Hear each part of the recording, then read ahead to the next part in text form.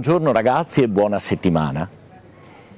Il Vangelo di ieri ci ha raccontato di un viaggio di Gesù che attraversa la Palestina e dalla Galilea si reca verso Gerusalemme, attraversando la regione della Samaria. Lungo la strada gli si fanno incontro 10 lebbrosi che chiedono di essere purificati, di essere guariti, e Gesù compie questo segno di guarigione, li guarisce tutti 10.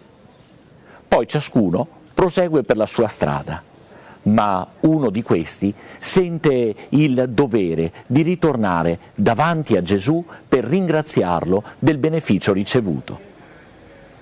Evidentemente Gesù non ci sta dando un ordine, un precetto, dovete ringraziare, ma ci sta consigliando una cosa molto bella, quella di fare della gratitudine lo stile del nostro vivere, del nostro relazionarci con gli altri.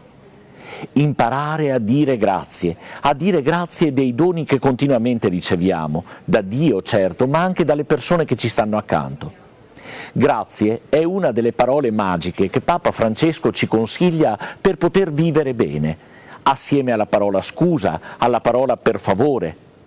Certo, la parola scusa costa un po' di più della parola grazie, e allora vorrei proprio invitarvi a partire da questa.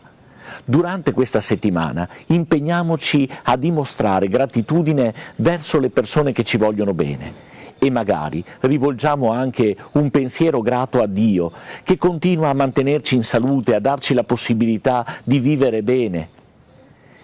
E assieme alla gratitudine il nostro pensiero sia anche di preghiera, di intercessione, di preghiera per tutti coloro che non vivono bene come noi, che non hanno le nostre stesse possibilità. Immediatamente il pensiero corre alle popolazioni dell'Ucraina e dell'Europa orientale, che stanno vivendo ancora il dramma della guerra. Non dimentichiamoci mai di pregare per la pace. Un'ultima cosa. Domani, 11 ottobre, sarà il 60° anniversario dell'inizio del Concilio Vaticano II. I miei alunni di quinta conoscono bene questo evento che ha cambiato la storia della Chiesa, ma ha inciso anche in profondità sulla storia dell'umanità.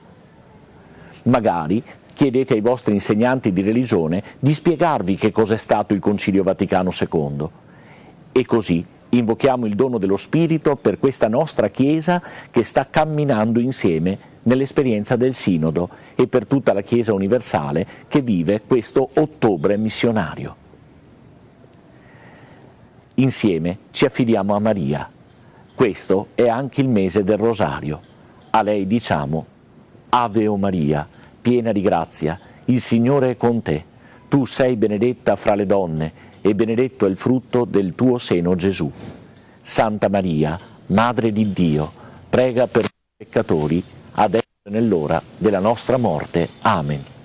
Nel nome del Padre, e del Figlio, e dello Spirito Santo. Amen. Buona settimana a tutti.